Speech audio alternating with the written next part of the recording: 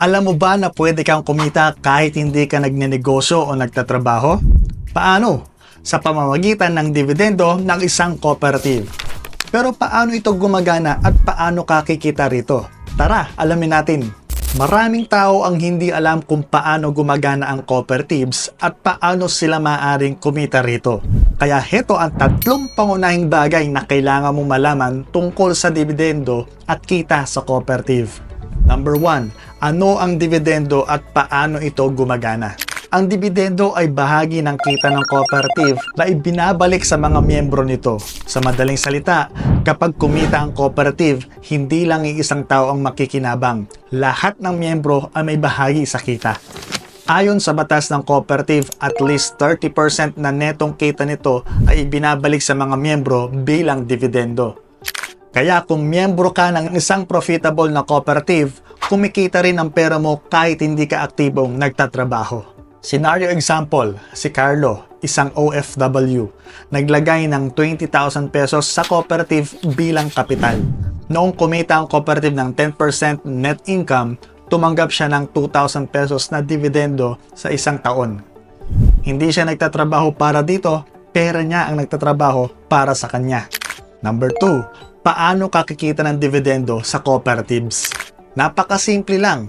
May 2 paraan para kumita mula sa cooperative. Number 1, share capital investment. Mas malaki ang inilalagay mong kapital, mas malaki ang potensyal na maaari mong makuhang dividendo. Number 2, patronage refund.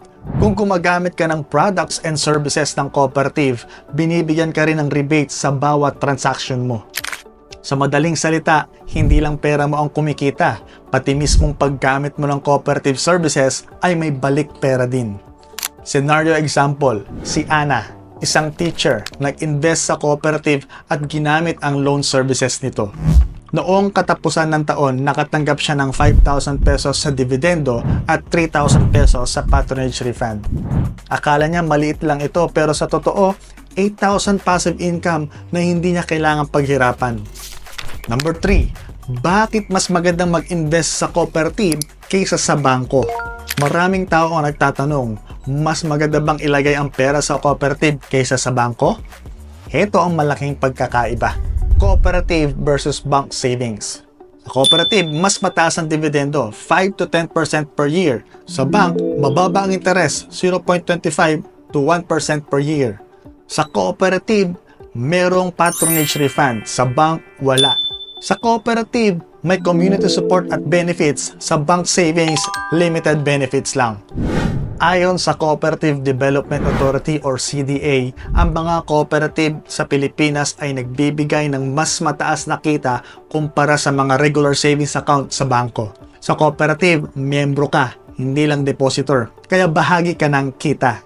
Scenario example, si Mark, isang small business owner, naglagay ng 50,000 pesos sa isang bank savings account at 50,000 pesos sa cooperative. Noong katapusan ng taon, sa bangko kumita lang siya ng 500 pesos sa interes. Pero sa cooperative, nakatanggap siya ng 5,000 pesos sa dividendo plus 2,000 pesos sa patronage refund. iPro, kung gusto mong kumita ng passive income at gawing mas produktibo ang pera mo, ang cooperative investment ay isa sa pinakamagandang paraan. Tandaan, ang perang hindi gumagalaw nalulugi sa inflation. Kaya bakit mo ito iiwan sa bangko kung pwede mo itong palagawin? Ang iPro 5-in-1 ay hindi lang investment. Ito ay isang financial tool na nagbibigay sa iyo ng dividends, health coverage, insurance, at credit line. Sa halagang 20 pesos per day, may passive income ka na. Mag-comment ng iPro 5-in-1 o mag-message sa aming Facebook page para malaman kung paano ka makakapagsimula. This is iPro Cooperative at palagi nating tatandaan na ang kasaganaan ng buhay ay napagtutulungan.